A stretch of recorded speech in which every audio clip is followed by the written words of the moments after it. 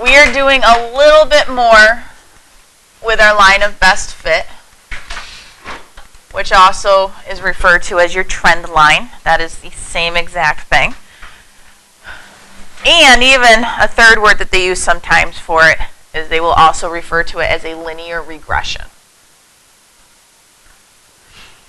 So you got to know those three things: line of best fit, trend line, or linear regression. That means they're asking you to do the same thing, no matter which way they ask you for it. So your line of best fit is the line that is closest to the data points in a scatter plot. So you guys were kind of sketching pictures of your lines of best fits last class. You had your scatter plot and kind of go right through the middle of your data. That was our line of best fit. Because it's a line, the equation for it would be y equals ax plus b. So instead of an m, they use an a, but that is the same thing as your slope. M slope. So all they did is they replaced it with the letter a. So what we're going to actually be doing today is we are actually going to be calculating what your line of best fit is. And we're going to be using your calculator to do that. So first we have here directions on how to create a scatter plot, which you have to create your scatter plot in order to do your line of best fit. So instead of reading through step by step by step, when we get to an example, we're going to go through it then. And then down here are the directions, again, in case you need them later on, in finding your R value and your line of best fit. Remember, the R value is your correlation coefficient. And the correlation coefficient tells us how strong of a connection do we have. If your correlation coefficient is close to 1, it's a strong correlation value. If it's closer to 0, it's kind of a weaker value. So let's get out our calculator.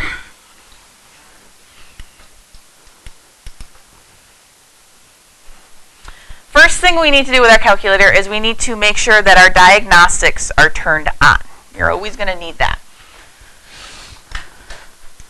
So the way we do that is you hit second and then the number 0. That brings you to your catalog.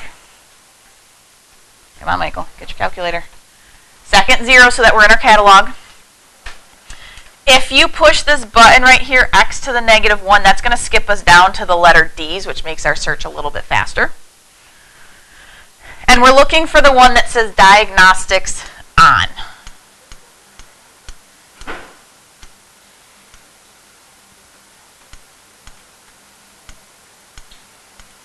There we go. So there's my diagnostics on. So I'm going to hit enter and select it. And then hit enter again so it says done. Second 0. I skipped down to my D's by pushing the x to the negative 1. And then I went down to diagnostics on and hit enter twice.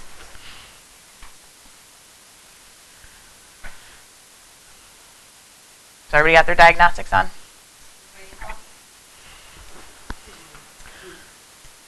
So what we need to do next is read through the problem, see what it wants. It says, Emma recently purchased a new car. She decided to keep track of how many gallons of gas she used on 5 of her business trips. The results are shown in the table below. Write the linear regression equation for these data, where miles driven is the independent variable. Round all values to the nearest hundredth. So what we need to do is what we've been doing before. We're going to type into our list our L1, and we're going to have an L2 this time. L1 would be your miles driven. L2 would be your numbers of gallons used. So let's have you go ahead and type that into your calculator.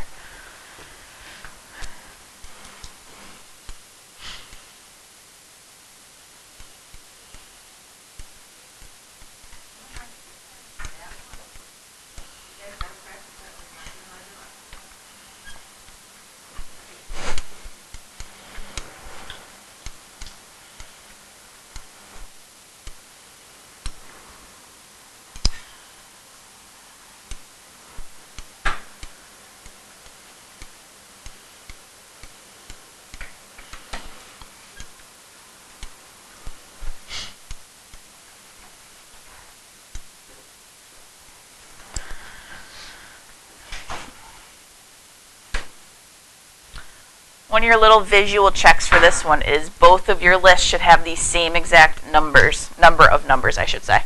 Sometimes if you accidentally miss one list has something more, and then you're going to get an error in your calculator. So you got to always make sure you have the same number of things entered into each list. So what we're going to do first is we're going to create a scatter plot first. So I'm going to follow this set of directions up here first.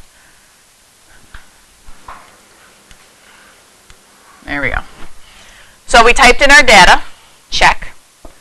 So next we're going to go to second y equals, and that's going to give us our stat plot. So I'm going to push the second y equals. I have all my stat plots. We have lots of different stat plots here. We're always going to select the first one, so I'm going to hit enter. So now I have all this different information to check. I want to first off turn this on because I'm trying to make a scatter plot. So I'm going to turn stat plot 1 on. You should have the first one selected under type. That is your scatter plot right there, all your random points. As you can see, we can make other things. You could make a histogram. You can make a box and whisker on here. So many different things we can do in this, but we're going to stick with our scatter plot. Your X list should say L1. That's where you put your first set of information. Your Y list needs to say L2, because that's where we put our second set of information. I just hit the down arrow. Lets me move up and down.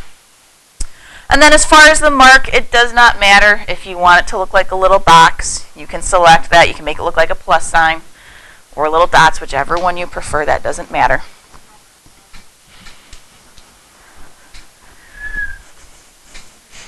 So we got enter. There you go. So once we have that, we're going to then hit the zoom button, and we want the one that says zoom stats. Where is it?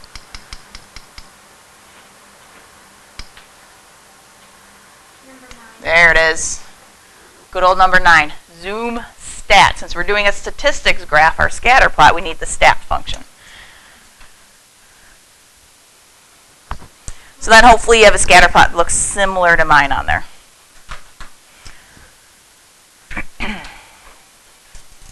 We all at that point? So now we've made our scatter plot, we can actually figure out what our line of best fit is going to be. So we're going to go back to the stat button.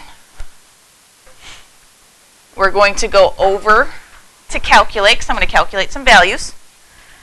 And we want, as I said, line of best fit is the same as a linear regression. So this lin reg, that's shorthand for your linear regression. They even show you it's ax plus b. That's your hint that it's a line. So we want choice 4. And then hit enter.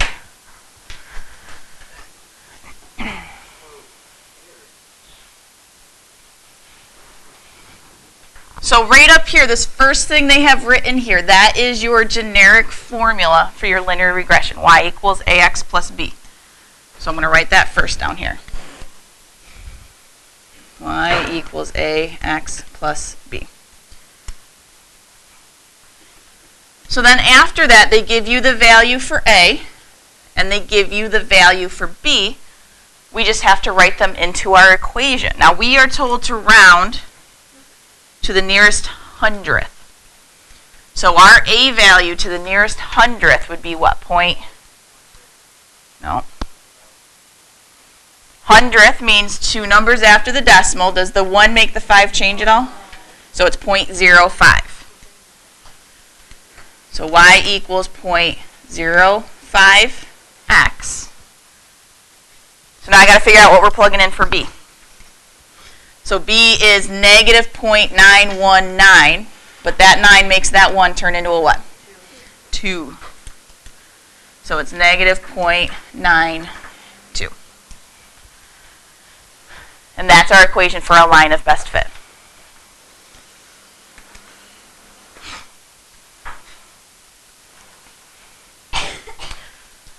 So then our next part down here says, using your equation, if you drive 500 miles, how many gallons of gas would you expect to use? So we got to figure out miles. Is that our x or our y? Yes, X. Since it's the first part of the column, it's kind of like those normal tables that you're used to. Your miles are your X's. So I'm going to plug 500 in for my X.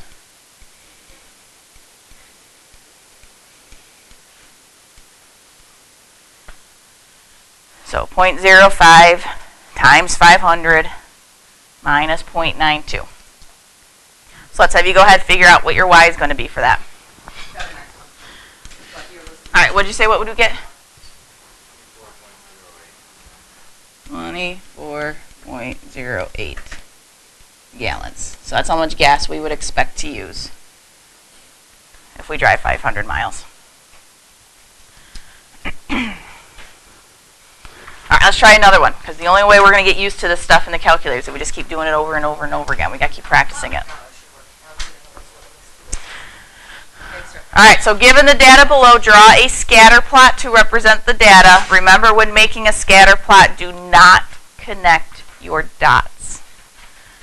So we're going to be typing this into L1, and then your Regents score is going to go into L2.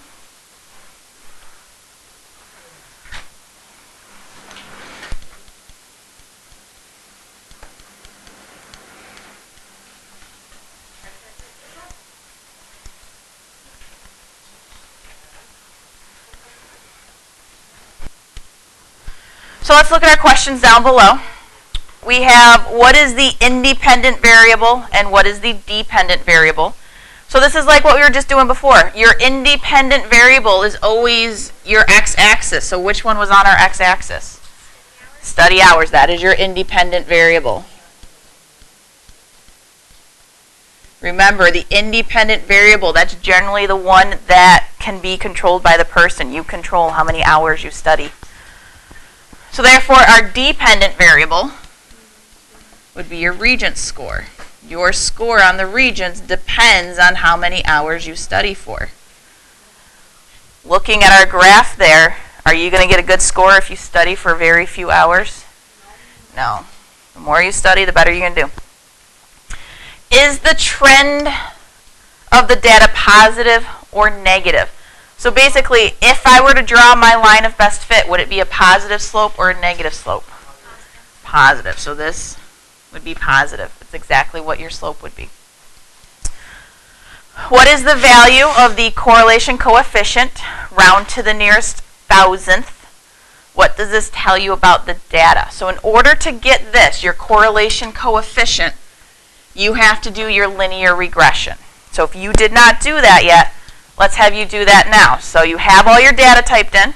So all you would have to do is go back to your stat, over to calculate, and then you want to do number 4, your linear regression.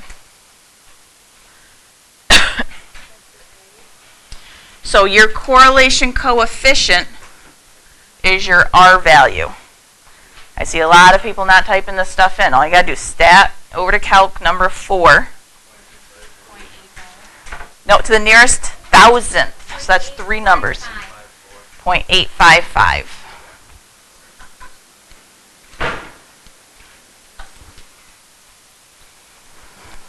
Thousandth. There's 3 numbers in thousand. That means 3 numbers after your decimal. So what does this tell you about the data? Now, is 0.855 close to 1? Yes. Yeah, that's pretty close to 1. So this tells us that there is a strong positive correlation between study hours and Regents score. So that's what we'd have to write. There is a strong positive correlation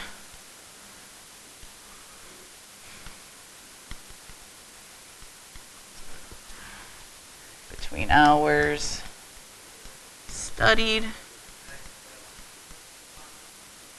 and Regents score.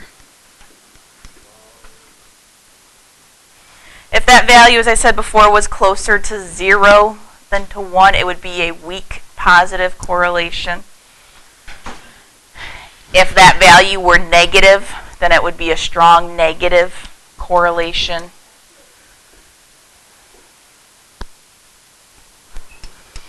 Part D, you should already have the values in your calculator. We had to get that in order to find your correlation coefficient. Find the equation for your line of best fit, rounding to the nearest hundredth. Yeah, so that's where you need your A and your B value that they give you. Hundredth, 2 numbers after the decimal. So isn't it like 6.27? Oh, it's a 7.7? Well, it's 40. No, the first one it's 0.2. No, it's not. Hundredth is 2 numbers after the decimal. 3, 3, 4, 4, 6, 5. It's 2, 7. 6.273. So yeah, 27. The way you were saying, I thought it was 7 and then a 7, so then I would have rounded up to an 8. Oh, I thought you were asking what the next one. And then our B value should be 49.78. So there's our equation for a line of best fit. So interpret the meaning of the estimate of the slope and the y-intercept of the line. So again, this is going back a few units here. So your slope is your change in y, which is your Regents score, over change in x, which is your hours studied. So what this is saying is your score increases 6.27 points for every hour studied.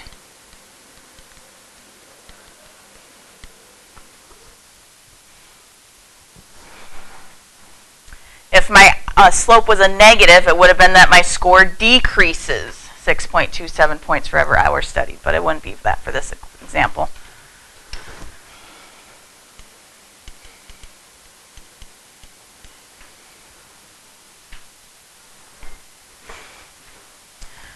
So then our y-intercept is 48.78. How many hours studied would we have studied for a y-intercept value? Nope. Y-intercept is right here on the y-axis where our study hours is what? 0. So this is saying if you study 0 hours, you will get a 49.78.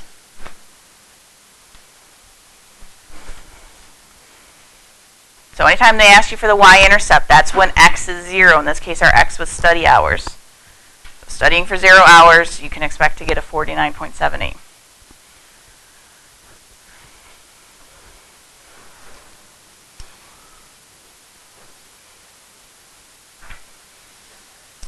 So if a student received a score of 85 on the Regents exam, how many hours can you predict this student studied based on your equation from Part D? Round to the nearest tenth. So we're going to put 85 in for our y.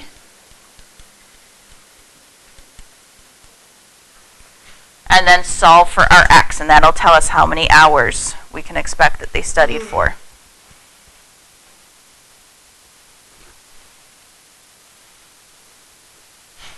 So go ahead, solve your equation. Subtract your 49.78 first.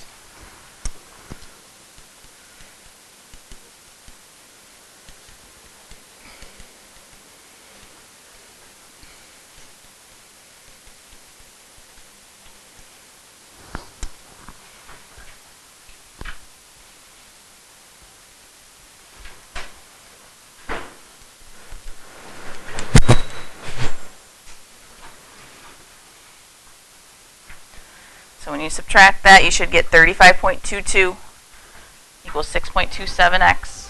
And then what do we divide by? 6.27. Very good, 6.27.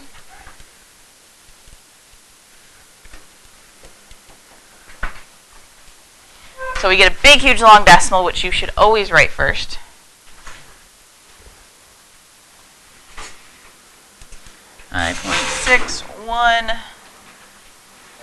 .6172488. They want our final answer though to the nearest tenth. So what would that be? 5.6. So I predict that they studied for 5.6 hours.